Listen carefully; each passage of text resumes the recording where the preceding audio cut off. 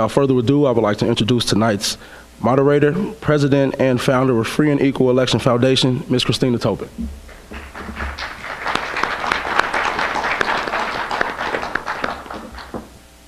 Hello, deja vu. My name is Christina Tobin. I'm the founder and chair of the Free and Equal Elections Foundation. I want to thank all of you for coming out tonight. I would first of all like to thank our candidates, Michael White with the Constitution Party, Lex Green with the Libertarian Party, and Rich Whitney with the Green Party here in Illinois running for governor. So thank you very much for coming tonight. I'd like to also thank Northern Illinois University for helping put together this debate, as well as the leaders who have sponsored this debate, Alpha Psi fraternity, Kappa Alpha Psi fraternity. Thank you very much for helping organize and sponsor this debate. My heartfelt thanks goes out to Restore the Republic up there, Gary Franchi with RTR.org. Thank you. National Taxpayers United of Illinois, NTUI.org, as a sponsor. Thank you very much. Tonight is a historical debate here in Illinois. This is the first all-inclusive debate we've had. All ballot qualified candidates have been invited to participate in this debate, which is part of a nationwide all-inclusive debate tour supporting the rights of voters to hear from all candidates of an equal playing field. So we're here to talk about things of substance, not about negativity, about candidates that negative campaigning, but about the issues that voters are very, very excited about. I'd like to give a brief on this format tonight. It will be a cumulative debate format. There will be a 2-minute introduction, a 2-minute closing. There will be 5 questions in total, of which each candidate will have 3 opportunities to take 1 or more minute after each candidate has answered a question to offer a rebuttal or expand upon their previous answer. Those 5 questions, they will be for 2 minutes each. So I'd like to start with our opening statements, and we'll start right now with Mr. Michael White with the Constitution Party. Well, thank you all for being here. It is very important to be in this process, and it's especially important for me. Again, I'm Michael White. I'm an independent write-in candidate for governor because running alone just was not hard enough for me. I decided to be a write-in as well. We turned in 33,000 signatures, only required to have 25,000, and we're taken off the ballot. But I persevere, and I'm here running today. I was born and raised in Illinois. Lived from McAnda, DeSoto, Bloomington Normal, Kankakee, and all the way up now where I live in Lake County in the village of Lindenhurst. My leadership skills come from being in the military, active duty Air Force, and the Illinois National Guard. To me, this election is about really who we are as a people, a state, and a nation. I think we heard it a little earlier in the senatorial debate that this election is really going to define who we are as a people. And my campaign deals with being a constitutionalist. I strive hard to maintain that. And as a country, and even as a state, we have to determine what it is we all stand on, what we believe in. And once we step away from that Constitution, we are no longer playing by those rules. It is very hard for us to make laws and govern ourselves because we have no footing to put ourselves on. Again, I'm Michael White, the write-in candidate for governor. Thank you. Mr. Green. I'm Lex Green, the Libertarian candidate for governor. I would like to thank Free and Equal, Christina, and Kappa Alpha Psi for putting on this event. I think it's very important that we educate voters. An informed electorate is going to make the best government, and thank you all for participating by being here.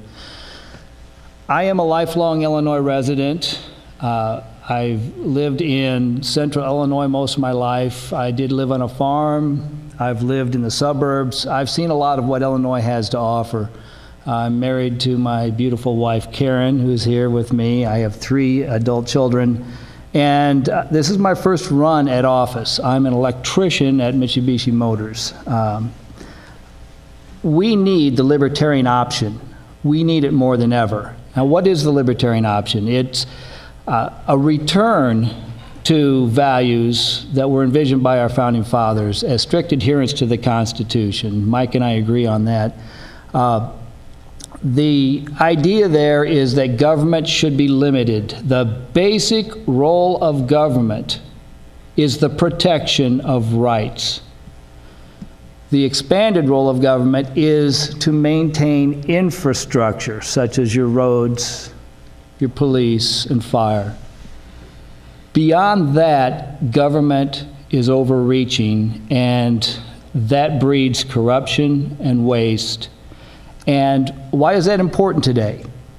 Because we cannot afford big government. And that has never been more evident than today in Illinois, where we have a $13 billion deficit this year. We have $120 billion in outstanding liabilities when you add in all the pensions. So we need the libertarian option more than ever today. Thank you. Mr. Whitney. Thank you and good evening. And thank you to Free and Equal and the other sponsors of this debate. I appreciate it. And I want to thank you all for being here. But you know what? There should be 30 times as many students in this auditorium right now, because what we're talking about in this race affects you. Now, don't get me wrong. I'm not blaming you. You're here. And I appreciate you being here. But you really need to spread the word, because right now, Illinois is in a 911 emergency as far as the state of what is happening to its government and its failure to address the burning need for economic and educational opportunities in the state of Illinois. It's not being addressed. It's not being addressed by the candidates of the two corporate-sponsored parties who are not here this evening. And it's very important. There's a very clear choice to be made in this race. In the race for governor, I am the only candidate that has a comprehensive plan for solving the budget crisis in a way that will actually restore health to the public sector and to our public education and to our public university system, which built such a fine facility as this one here. Now, I will say this, of my opponents, the two gentlemen to my right at least are honest about it. That's their philosophy. They believe in a more limited government, and they make a good argument for that, and it's a principled argument. I respect them for that, even though I disagree with them. But what we're getting from the other candidates, the so-called major party candidates, is something else entirely. One of them is already involved in systematically dismantling the public sector in the state of Illinois. And I have to correct you, Lex, it's now an $11.6 billion structural deficit after the devastating cuts that were imposed to education in our state last July and the cuts to social services in our state. So now the disabled, the elderly, children are going to be suffering as a result of these devastating cuts. What's happening? I have a comprehensive plan to restore health to the public sector, invest in education, including higher education, so that we can have really investing in people, and that will be a major step toward creating a healthy economy in the state of Illinois. Thank you. And let's start with our first question, Mr. Green. Yesterday, the British Parliament voted to reduce the number of government jobs by 500,000 to stimulate their economy. Would you support or oppose reducing government jobs to stimulate our economy? Mr. White. Oh, thank you. I do not support reducing jobs to stimulate the economy, but I do believe that government in Illinois is too big. So they're kind of two different issues to me. For me, the size of government is important in the function to which they perform. We have to be, for me, we're about individuals and being responsible for our individual liberties and rights. Once we get away from that, we become more of a socialistic program. And right now we have a government, like you're talking about in England, that they're talking about reducing the employees, and they have to determine if how hard an effect and how quick they're going to do that and the effect it will have on their economy. I think in the state of Illinois, what we have are too many employees, and they're not doing anything. We do too much as a functioning society here in Illinois. We need to reduce the size of government. Mr. Green. Well, in fact, Illinois has a similar problem, and that is that we have too many government employees operating too many government programs, and that is causing a drag on the private sector, on the economy that involves you and me. We have about 60,000 people employed directly by the state. We have over 600,000 people laid off in the state of Illinois. So a lot of people would like to think that we need to prop up the public sector in order to secure more jobs and prosperity, but in reality, that is pulling away from the prosperity in the private sector and is going to cause 10 times the devastation to our economy. We need to seriously address the number of programs, reduce the number of employees in the state of Illinois, and spur the economy in the private sector so that we get the hundreds of thousands of people that are affected by that back to work. Mr. Whitney. Okay, let's think about this. A plan to cut 500,000 jobs to stimulate the economy. Let's think of the math there. That means 500,000 more people that won't be able to afford to buy goods and services that are used to stimulate the economy and move our economy in the right direction. Nope, that's a bad idea. That's a terrible idea. It's a pretty dumb idea. The fact of the matter is the public sector can play a positive role toward creating a healthier economy if we do it the right way. Is there waste in government? Of course there is. There is waste born of political corruption. There is waste born of political favoritism. But the fact of the matter is, all this bashing of government is missing some critical points. It's real popular to say, yes, smaller government, we hate government. Okay, do you like public libraries? Do you like public roads? Do you like public transportation? Do you like public universities? Do you like functioning public schools? Do you like environmental protection so we have a cleaner environment? Do you like public safety, fire, police? Well, then you like government. Okay? Sure, nobody wants to pay taxes. Nobody wants to say, I want my taxes raised. It's real easy to say, fine, live within our means because we don't want higher taxes. But if we want a civilized society, if we want a society that functions, you need a healthy public sector in the key areas of education, social services for people who can't care for themselves, public safety, environmental protection, and infrastructure for the private sector to flourish. You need the core functions of government have to be running effectively for the private sector to do what it does best. We've gone too far in the other direction in this state. We have about the lowest spending per capita for actual government services in the United States, right here in Illinois. No wonder the system's broken. We need to turn things around. We do have plenty of wealth in this state. It's not the state that's broke, it's our government that's broke because of our regressive tax system. We tax the wrong people in this state. One of the most regressive tax systems in the United States, putting too much of the burden on poor and middle class and not enough on those most able to pay. That's the problem. Rebuttal? Mr. Green? Yes. First of all, let's point out that in England they have a socialist type of government compared to what we have, so the numbers are going to be a lot different. But as a matter of fact, I do think that the private sector does everything better than the public sector. As a matter of fact, to quote a famous Englishman, Winston Churchill, taxing yourself to prosperity is like standing in a bucket and trying to pull yourself up. It doesn't work. There's economic friction that goes into supporting government bureaucrats and programs that is a drag on the economy. And yes, there are some things that I would agree to that the public sector should do, but the more things the private sector does, the more efficient it does those things, and it also generates more wealth in the private sector.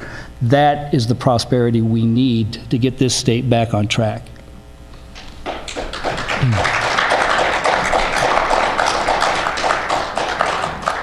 Mr. White?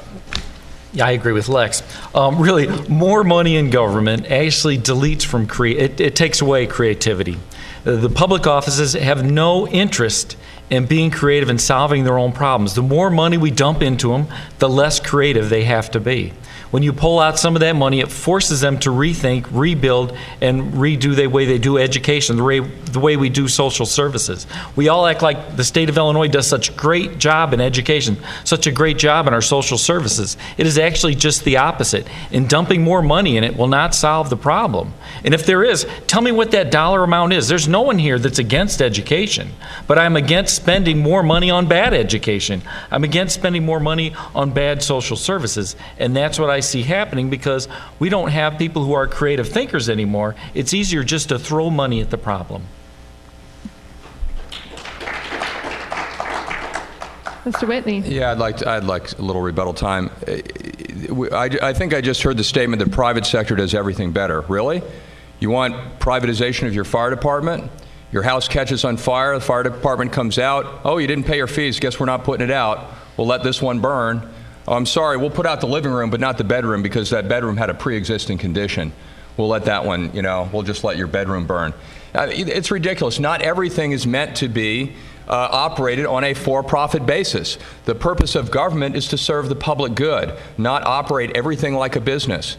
Okay? The reason why some things are in the public sector is it became no longer a feasible option to operate them for a profit and still serve the public interest. That's why we have some things in the public sector.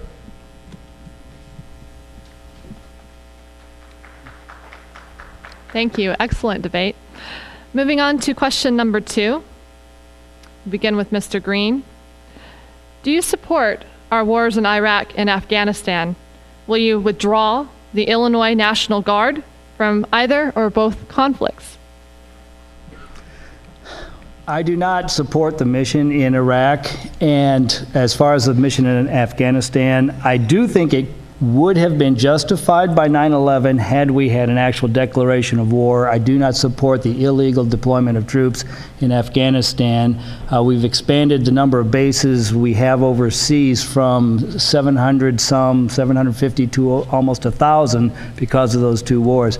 Yes, I would order the National Guard to come home from those theaters of war, but also I want to point out that most of our National Guard now, 440 troops, are deployed in the Sinai Peninsula away from any theater of hostilities. They're there to oversee a 30-year-old peace between Israel and Egypt, who have not had hostilities in 30 years. That is a waste of our time. It's an illegal deployment. It is not legal under U.S. Code Title 10, nor is it legal under the Constitution. So I would order those troops home as well. We need those troops here in Illinois to help Illinois citizens, and I oppose the federalization or nationalization of the National Guard for anything but a declared war or a declared national emergency pursuant to clauses 15 and 16 of the U.S. Constitution. Mr. Whitney. Yes, thank you. Well, I gotta love my brothers and sisters in the Libertarian Party in this one. It's really funny. The Green Party and the Libertarians, we have this thing going on. We disagree so sharply on the role of the public sector in American life, but on some other issues like civil liberties issues and the issue of the war and the issue of our misbegotten foreign policy, we're right on the same page, believe me. And I have made it a campaign pledge that if I'm elected as your next governor, I absolutely will refuse any further federal mobilization of our Illinois National Guard to serve in these illegal, immoral, and illicit and wasteful wars of occupation in Iraq and Afghanistan. I will stand up to the federal government on this issue. That's a states' rights issue that we need to fight, believe me. These wars, are not only horrendous in what they're costing in terms of human lives and the impact on our veterans, and not to mention the people being slaughtered in these other countries and the impact on them and the millions of refugees created. Look at it in purely economic terms. The cost of those 2 wars to Illinois taxpayers alone is now approaching $60 billion. That's enough to have eliminated this structural deficit more than 4 times over that we're facing in the state right now. Every dollar we're spending on these misbegotten wars is a dollar we could be spending on education, or social services and other things like that. Absolutely. We're on the same page, brother, on that one. And if I'm elected as your next governor, we're going to bring the Guard home. The purpose of the National Guard is to guard the nation, okay? There is a legal basis for doing this. I've studied the issue as an attorney. Those wars were illegal under established international law. And I will stand up to the federal government on that basis that I am not going to carry out an illegal order consistent with the Nuremberg principles that this country championed at the end of World War II. Thank you. And Mr. White. Well, I too would like to see the troops come home. We do not have a declaration of war. So first of all, it's unconstitutional. I also believe in state sovereignty. That as a state, we have to defend our sovereignty, whether we're talking about health care or whether we're talking about the National Guard troops. But we also have to consider the country's sovereignty of other countries. I think in the United States, we've always, I thought in the past, tried to respect other countries, whether we disagree with them or not. We're always going to disagree with someone, but we still have to respect those other countries. So I do believe in bringing our troops home. It is morally wrong because it is not constitutional. Thank you. Moving on to question number 3. Mr. Whitney. Illinois unemployment rate is one of the highest in the nation. How would you solve Illinois' unemployment problem? Well, it's not something that can be solved in a 2-minute answer, but let me try to give you an overview.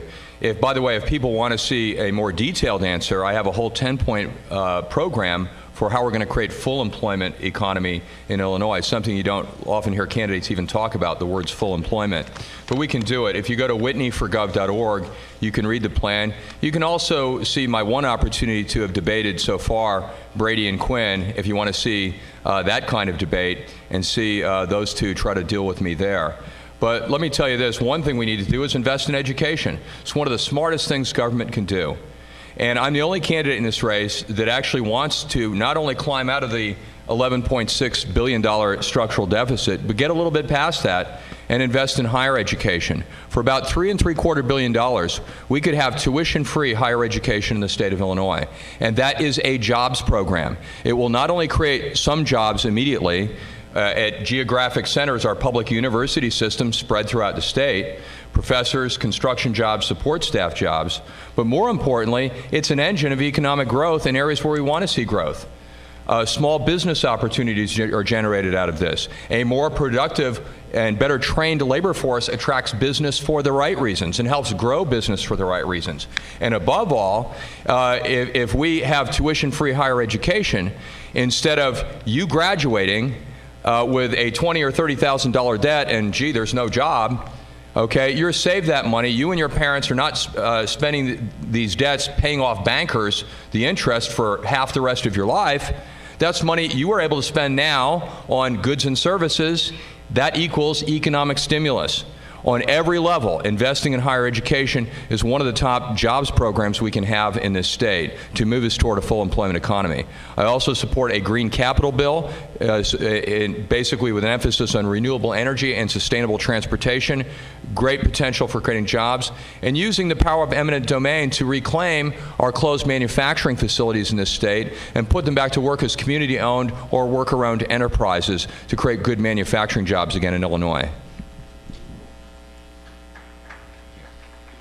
Mr. White. Thank you. Well, my plan is much more basic. I won't talk about education at this point, though education is very important. Really, I believe that there are 3 basic things that the state of Illinois has to do. First, we have to support the current businesses right here in Illinois. And part of that is increasing small business loan availability. To me, we have to work and reduce workman's comp and payroll taxes, and we have to stabilize our property taxes. Because for me, the only way jobs are going to come back to Illinois is if we have that stable environment. I don't know what company would want to come here right now. We have a government that seems rather corrupt. Our taxes are high, our unemployment is high, and I don't care how well educated our workforce is. If it's not profitable for a company, they're not going to come here. Second, I believe we have to create that climate for business, and that's about reducing bureaucracy, developing long-term infrastructure and public transportation plans, because people have to be able to get to work. We have to ensure tax rates that are competitive with all the states. We have to have a stable environment. And when I talk about that, I'm talking about an uncorrupt, transparent government again, because without that, people are not going to want to come to Illinois. Third, I talk about developing future economic growth. And for me, that's about refocusing the Department of Commerce and Economic Development. I want them to start going out and seeking companies and showing to people that Illinois is the best fit for their company. I want them to analyze what's going on in the state to find at-risk businesses. I don't want to hear about a business when it's going out the door. I want to hear about it before so we can get that business to stay here. And third, that department will be a conduit in keeping government informed. They'll be like the business partner saying, this is what's going on with business, this is what government needs to know. So again, we can stay informed and stay ahead of economic downfall. Thank you. Mr. Green. I have a comprehensive program to bring jobs back to Illinois, and that is to define the government's role in bringing jobs here, and the government role is to get out of the way.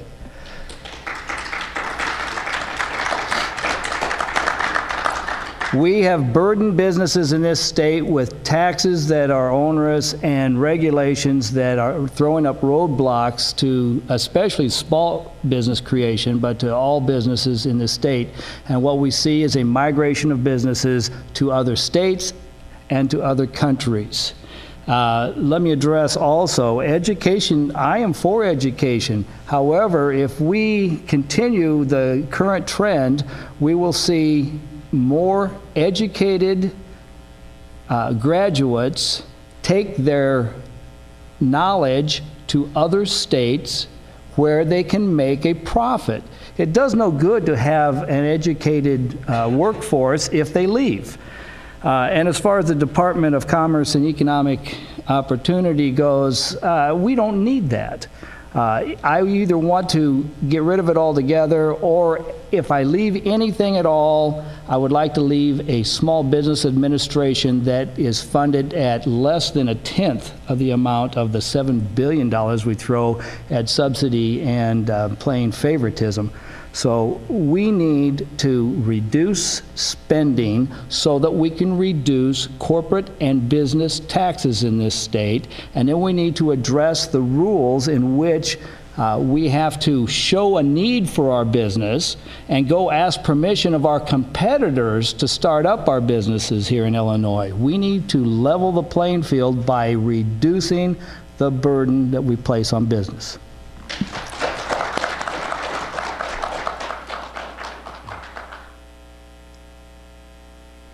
Okay. Moving on to question number 4. California's Prop 19, which legalizes marijuana, is likely to be approved by voters. Do you support or oppose legalization of marijuana? Mr. White. Well, I do not support it, and there's a reason I don't support it. I don't support it not because I really, if you want to smoke marijuana, that's fine. The problem what's going on in society now is that there's a responsibility that comes with anything we do. And if you choose to smoke marijuana, there's a responsibility that comes with that. Currently in society, people don't accept that responsibility. If you want to accept this responsibility for smoking marijuana and making it legal, then you also have to accept the fact that maybe a business is not going to hire you because you smoke marijuana. And that would be fair and equitable. But in today's world, it seems to me that we have programs that say, well, they have a problem smoking marijuana, they have a disability, you have to keep them working. So until we correct these issues, I'm not interested in supporting marijuana usage, because people will not accept the responsibility that comes with the drug usage. Mr. Green. I am for the legalization of marijuana. And I hope I don't use up all your arguments for this, Rich, because I know we agree on this. The war on drugs has a horrible cost. This is another example of where government causes more problems in their efforts to solve a problem. The problem of drug addiction is a real problem, but it's a social problem, not a legal problem. by making it a legal problem, we've implemented a war on drugs that has cost to date $1 trillion. It has resulted in 1 million people incarcerated, tearing up families and neighborhoods. It funds gang activities, both in the big cities and the small cities, which deteriorates the business climate as well as the social climate for raising your family.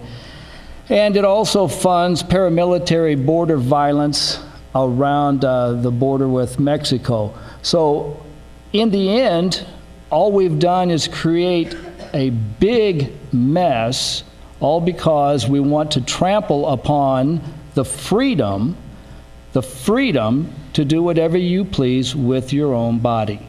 And I'm surprised that you don't recognize that the drug laws are unconstitutional.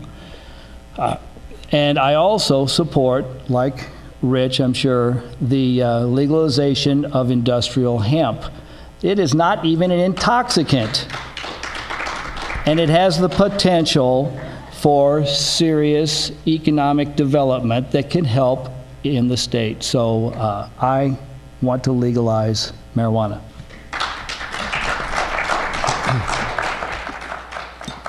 Mr. Whitney.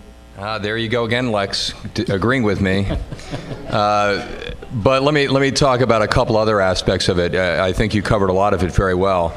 Look, prohibition didn't work for alcohol, doesn't work for cannabis. Okay, all it does is drive it underground, and then you are fueling the gangbangers and the Mexican drug lords, as Lex pointed out, and you're creating more of a problem that didn't exist before. And then you fuel real violent crime, and then you incarcerate people. And they become more violent because they've been incarcerated, and the system keeps replicating itself. It's absolutely ridiculous. We spend, and here's an economic argument that maybe my libertarian friends might appreciate, we spend over $200 million a year in the state of Illinois apprehending, prosecuting, and jailing people for possessing or in some cases distributing a benign weed that grows in nature and that has medicinal value, and it's less dangerous than tobacco or alcohol. In what way does this make any sense? It does not. It's also, by the way, happens to be our third largest cash crop in the state of Illinois after corn and soybeans. Right now, even with it being illegal. So now where we're going to disagree is I believe it should be regulated and taxed like tobacco and alcohol, because we should be able to get a little bit of revenue for the public sector for it. Contrary to some media reports, it is not the centerpiece of my plan to balance the budget in the state of Illinois. But it can play a significant role. I think we could raise, if we taxed it like tobacco, we could raise about somewhere between $200 and $300 million a year. So it would play a significant but minor role in that as well. So yeah, let's get smart, and by all means, industrial hemp as well. It can be a source of clothing, biofuels, paper, so we don't have to cut down trees. It's actually one of the most efficient plants in nature at converting sunlight into actual plant matter. It has tremendous potential. It is absolutely insane that these two substances are illegal in the United States today. Here again, take on the federal government. California's done a little bit of that. I think we can go further in Illinois. Let's get ahead of the curve. Let's be smart in our state. Might as well use a rebuttal. Mr. Green. Seem to be piling up here. So, Please. Even though Rich and I agree that we should legalize marijuana, I do not want to legalize it so that I can tax it in the same way that we tax alcoholic beverages. Matter of fact, I'd like to get rid of the tax on alcoholic beverages to help spur some economic growth. Therefore, I oppose anything other than sales tax on the sale of marijuana. And that coupled with the losing the cost associated with enforcement would be plenty of economic stimulus for me. Well, I'll go ahead and use one up too, but in a friendly way, Lex. I see your point in that, and let me just add a clarifying remark, because I think under our situation right now, given this horrendous budget deficit, I think we would need to tax it like tobacco right now. But let me add a qualifying remark. I'm not a big fan of the sales tax generally. It's one of the most horrendously regressive taxes you could possibly have. It's one of the reasons why we have one of the most regressive tax systems in Illinois, because we rely so much on the sales tax. And it is part of my platform that once we get out of this horrendous hole that we're in right now, that the sales tax would be one of the first things I'd phase out, starting with necessities, food and clothing, and then try eventually phase it out altogether, maybe keeping it on luxuries. But other than that, yeah, the sales tax, I'm not a big fan of it. So I agree with you to that extent. That was a fun question. Always a crowd pleaser. Well, everybody has three. You all have 3 rebuttals left, so please, Mr. White. I think it's very interesting when you talk about taxes and marijuana, because we just talked about how easy it is to grow. To be quite honest, I don't think there's going to be a whole lot of tax revenue at all. Everybody's going to grow their own. It's very simple to do. It's a weed, and we all know. And you're not going to be able to tax it. They're going to grow their own. They're going to take it to their neighbors, and they'll sell it for a nickel or whatever it is they do, and there'll be no taxes driven at all. Free trade.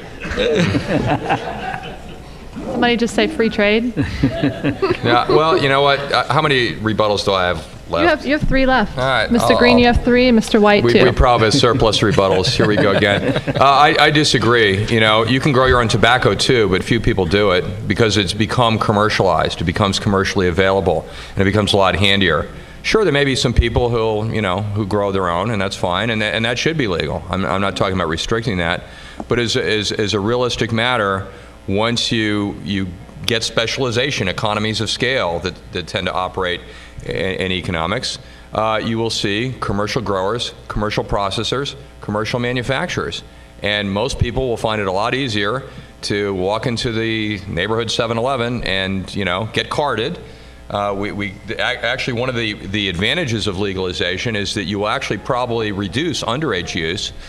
And they'll get carded, and it's a lot easier to pick it up that way. I'm good. Okay. We could go on and on. Yes, we could. Cumulative format, so it's very good. Imagine that. Moving on to question number 5.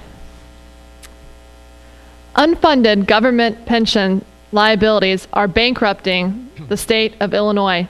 How do you plan on addressing this issue? Mr. Green. This is an issue that is getting worse and worse. Pensions are currently, the estimates I've heard are between $80 and $90 billion, most of which is unfunded. This is future obligations that we owe to people who have already retired or who in the system are going to retire and demand that money. That's a lot of money. That's a lot, especially to have out there without anything secure to cover. And we have to blame the politicians of the past who've given us this system of basically open-ended benefits at the end of somebody's career, giving them the option to retire early in many cases, such as with the state police, living for 30, 40, or 50 years with unlimited benefits, basically. How do we address that? There's only one way that I see that is possible to address that. That is to reduce spending in every other area of government until we have enough money to afford these the pensions. I do see that we need to negotiate, use fair negotiations to try to get participation by the people who are getting the pensions and make them aware, as you and I are aware, that these pensions are going to be paid for by our grandchildren and our great-grandchildren. So I hope that through those efforts, we're going to get teachers and state employees to realize that they have to participate in the solution for a problem that wasn't their making. It's not their fault. It's not my fault. But the people who caused the problem are basically immune from prosecution. They should be thrown in jail, if you ask me. Mr. Whitney. Yeah, one of them's in prison, Lex. His name is George Ryan. Another one may be heading there. Well, I agree with part of your analysis on the causes, but look, here's what's happened. For 30 or more years, And by the way, this is one of the most fundamental, this is a perfect illustration of why you should not continue to vote for either the Democrat or Republican candidate in this race. You know, what's the definition of insanity, right? Doing the same thing over and over again and expecting a different result. 30 or more years of improvident budgeting by both Democrats and Republicans in the General Assembly and the governor's office. And what do? They kept looking at the pension system as a cash cow. Whenever they got in trouble, well, we don't want to raise taxes. We don't want to fix our broken tax system. Let's have another pension holiday. Let's just let it go another year. And this is what's happened. Now it's the largest in the nation. But it's not the workers' fault, right? The average pensioner, the public in the 5 public pension system, the average pension is $26,000 a year, and most of those people, 78% of them, don't get any Social Security. So yes, there are the Cadillac pensions out there. There are the double dippers. There are the abusers, and we need to stop the gaming of the system by the people at the top end. And frankly, people that are getting 6 figures or more in pensions, you know what? They ought to be paying taxes on that back into the system. That's a bit much. You know, I don't care what you did during your public life. That's a bit much. Okay, so pay your fair share back. But the reality is we have to fix our broken budget in this state, get back on what was called the pension ramp. That's the way we need to fix it. Don't punish the workers for what was fundamentally a problem caused by the 2 corporate-sponsored parties and their so-called representatives in Springfield.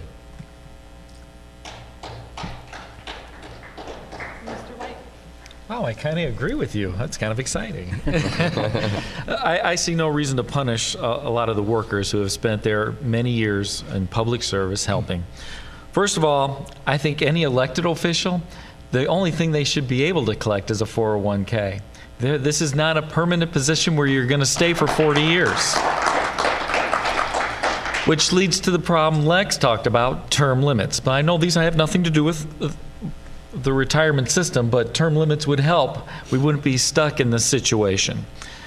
What I look at is I think if we had, right now we can't do anything with those people who have a system, or that are in the system. The Constitution does not allow us to do that. That would require changing the Constitution.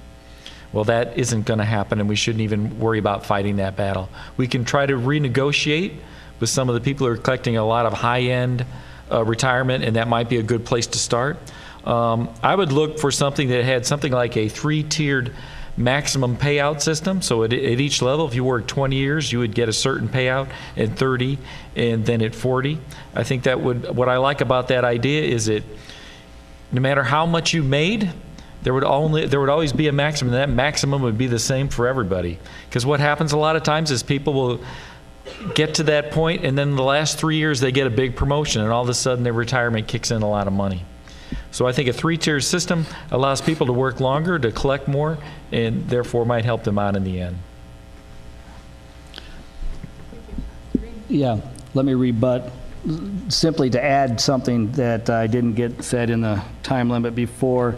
One of the things that I would approach, I talked about the fact that we have what's called a defined benefit program. That means what you get out of the system is defined at the end, not by what you put into the system. I do favor a defined contribution program, which is similar to a 401k. For public employees, it's actually an IRS Section 457 plan. And that would mean that what you get out of the system is based on what you put into it, just as we have to do in the private sector.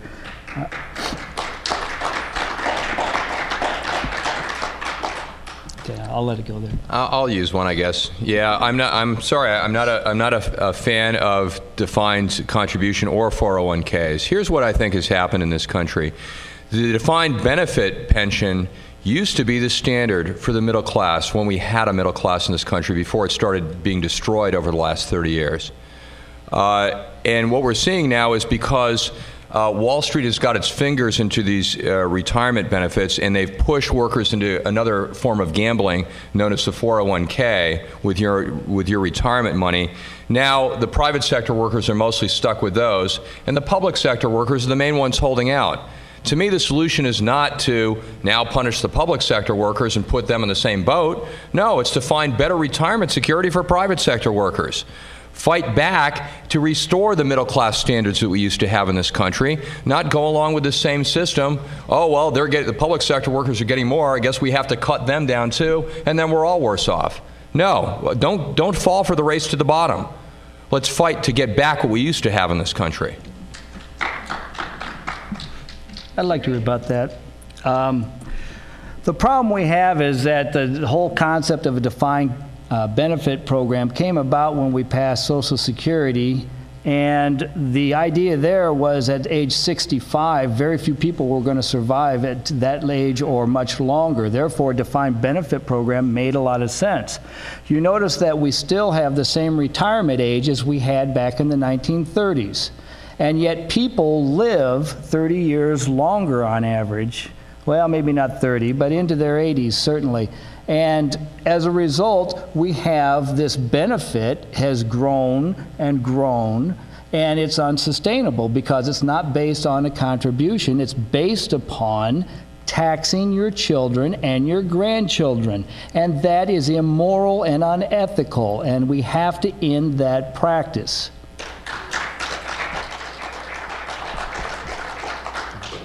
Mr. White? I'm good. Oh, you're good.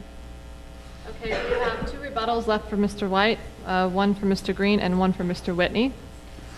And I'd like to open the final question for this debate to the audience. If there are any students from Northern Illinois University or Kappa Alpha Psi that would have any questions, I'd like to open the final question to the audience for our candidates tonight. Is there anybody with a question? Yes? Come on up. We'll need you in the microphone so they can hear you. Sure. Please. The education system in this country is broken. Our students do horribly on international tests. And so what I'd like to know is, if you were elected governor, what would you do to improve education in the state?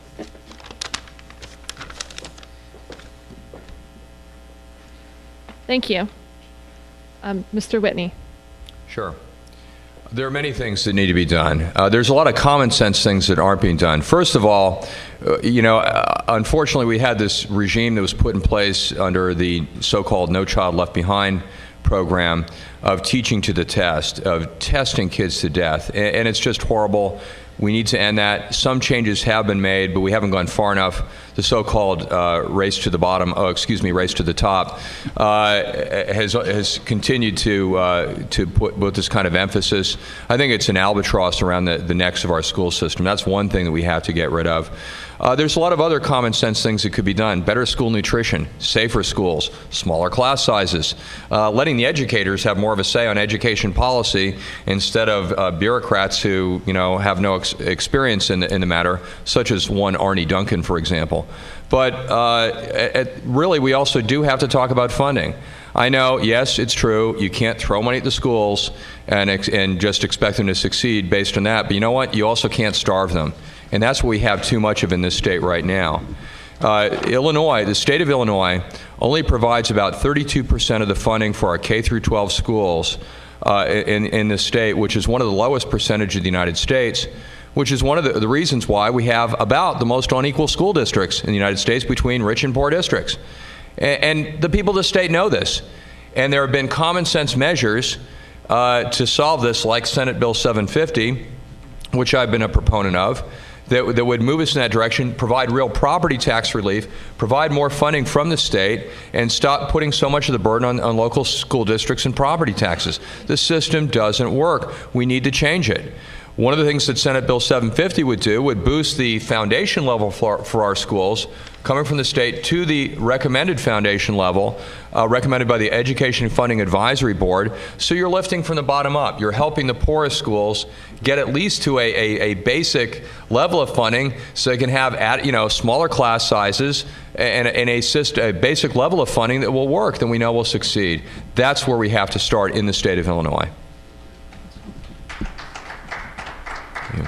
Mr. White.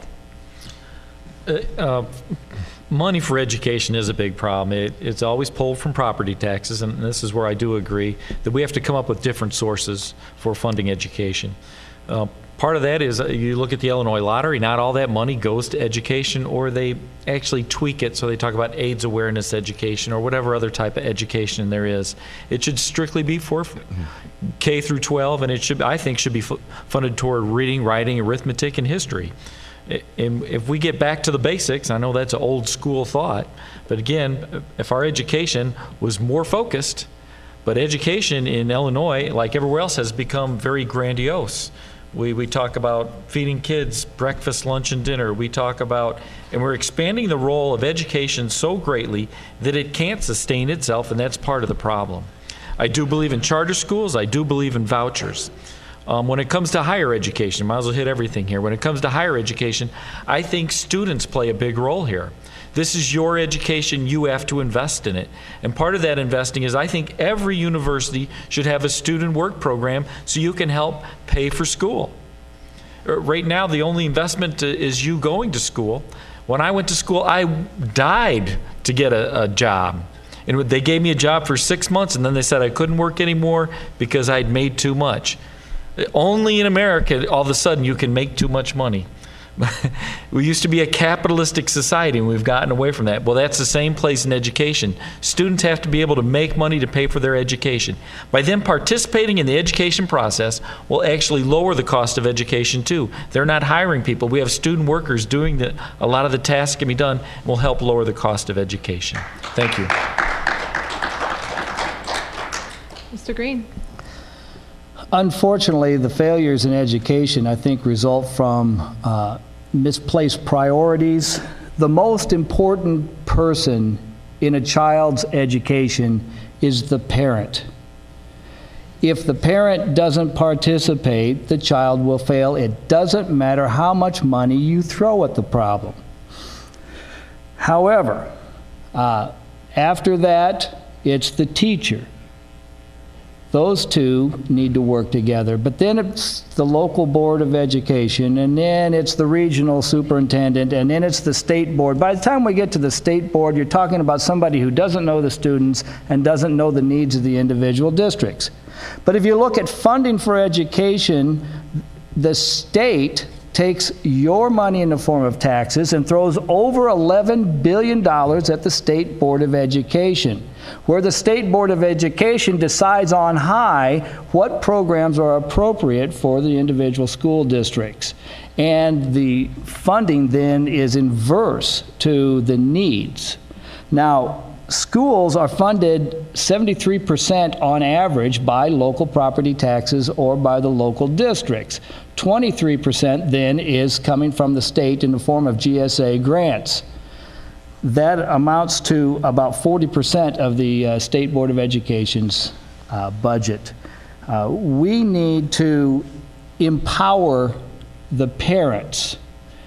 And the best way to do that is to give the parents choice of where to send their children to school and what they are going to learn in the districts they attend. That means being more active, but choice, for open enrollment, that if your child is going to a failing school district, you shouldn't be trapped in that district. You should be able to move the child to a successful district where they have a chance at a good education and getting a diploma. Vouchers is one way to help implement that type of a thing. Failing school, oh, excuse me, didn't see that. I would like to offer, since we have 6 questions, an extra rebuttal. That would have Michael White at 3 rebuttals, Lex Green at 2, and Rich Whitney at 2 now. All right. Well, I'd like to use one of them. Yeah, I mean, there's several things. I'm not a fan of vouchers. Look, what's going on is this is a con game we've been hearing, you know, from the right wing in this country for a long time. First, they systematically underfund the schools. Then they point to the failing schools, particularly in poorer districts, and say, oh, you're not working very well. Guess we better privatize it. And then what happens with vouchers, and very often with charter schools, with some exceptions, is they get to cherry pick the best kids, and oh, see, look, we were working a lot better. The track record of charter schools is mixed at best, and actually shows that it's really public support for privatization and private profiteering at worst. I don't think that's the way to go. We need to fundamentally fund our schools. I also have to disagree with Mr. White about let's just focus on reading, math, and history. No, fact of the matter is we need art, music, we need home economics, we need physical education, we need recess. We need all these things that help make the educational experience that much more fulfilling. And guess what? The reading and math and history scores go up when you do that. Sure. All right. I don't want a good rebuttal to go to waste. All yours, Mr. Green. No, we need kids to have a choice to go to a successful school district. And yes, I do point to the failing school districts as indicative of where the problem lies. Throwing money at these districts hasn't helped.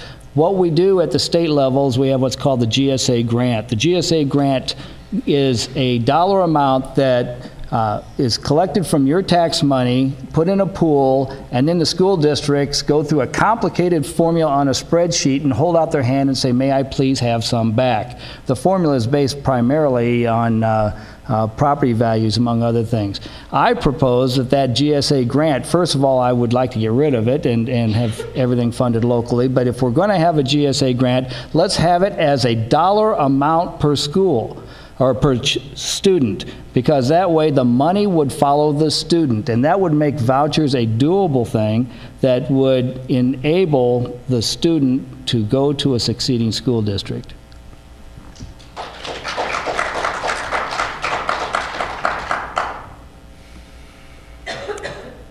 And I think, well, we have 3 rebuttals left for Mr. White, 1 for Green, and 1 for Mr. Whitney. We done? All right. We'll go with our closing statement now of 2 minutes each. Lead the way, Mr. White. Oh, thank you.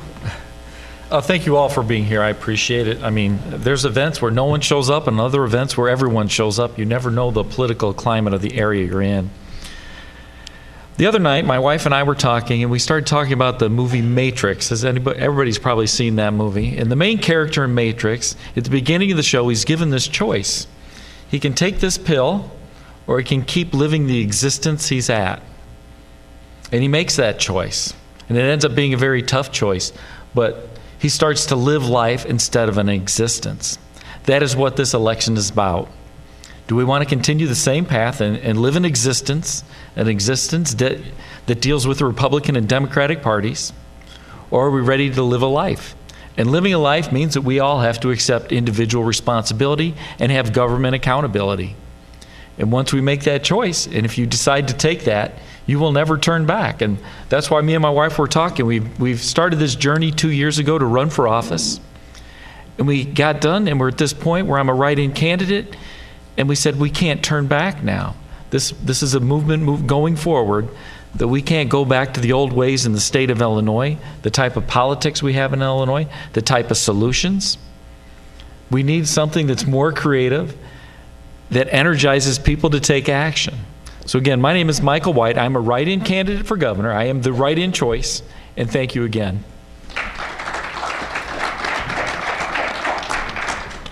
Mr. Green. Yes, thank you, Christina, Free and Equal, and Kappa Alpha Psi, and all of you for showing up. It is important that we become educated voters. It's important that we become involved in this process, because without your involvement, we're going to continue getting the same old government, the status quo, R's and D's, fumbling through the problems and continuing to increase our debt. They promise things so they can get reelected, and by promising something to you, that's how government grows. And government grows until it's unsustainable. Right now we have $40 billion in outstanding bond debt. $40 billion that won't be paid off until the year 2040, which means if you had a child today, that child would be 30 years old before we pay off the debt for what we spent last year. That is unsustainable. We have to stop this model, and that's why the libertarian option is so important today. We need to go back to the idea that we can be self-reliant, that we can solve our problems, and working through our communities, our churches, and local charities, we can solve the problems in our communities. And let's get rid of the debt that we keep passing down the road to our children and grandchildren. We need the libertarian option today, and that's why I'm running, and I hope you vote for me on November 2nd.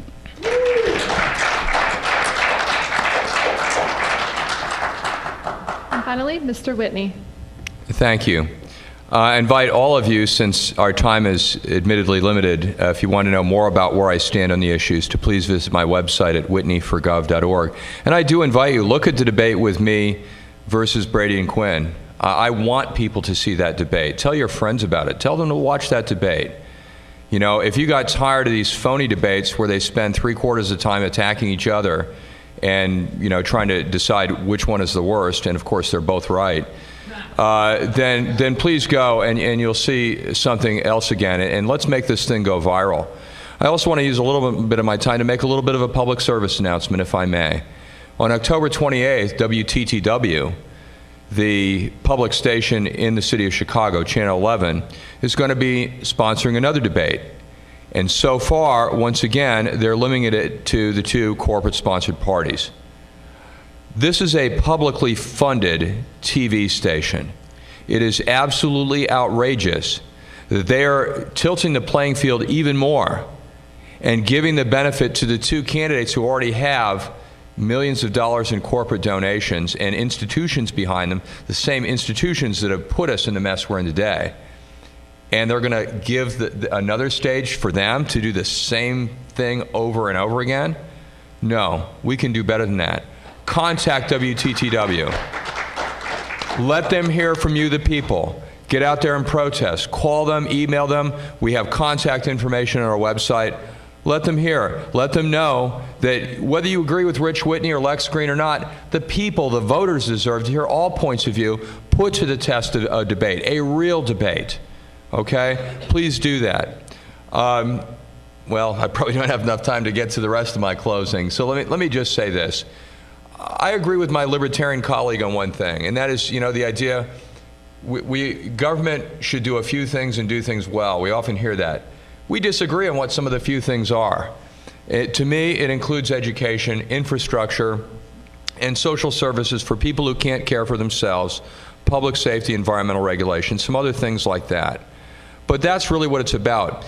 If the fundamental problem in American politics today is it's too much under the control of corporate interests who basically fund the Democratic and Republican parties, and then what you get is government to the highest bidders. That's what has to stop in America. That's what has to stop in Illinois. Vote Green Party November 2nd. Thank you. Well, this was an outstanding debate. I'm truly honored to be here, and I have to agree with Rich Whitney on the stance that WTTW, NBC, the League of Women Voters, here in Illinois, they should be ashamed of themselves. Yeah. They're essentially controlled by the corporations, and we have 3 dynamite candidates here and many nationwide that are truly running for the people. So again, I would like to thank these 3 candidates have now participated in at least 3 free and equal debates here in Illinois, and I want to thank you very much for that. And I would also personally like to take a step away from the Free and Equal Elections Foundation, and I would like to personally endorse all 3 of these candidates for governor in Illinois. And we can't forget our sponsors, Kappa Alpha Psi, you rock. Thank you so much for being here, making this happen. Again, National Taxpayers United of Illinois, ntui.org, getting the word out there statewide. Thank you very much. And Restore the Republic, rtr.org, reaching out to all of our viewers nationwide. We could not do this without you, Gary Franchi. Everybody up there, thank you. But most importantly, our students. All of you out there, spread the word. We will be back here again. You can guarantee that in the future, and maybe bigger or whatnot, but we will be back here. And I want to thank you so much, students, for being here. And you are the ones that Free and Equal will be working with your groups and many others to really break down these barriers and get these candidates into office and essentially make America a better place. So thank you, students.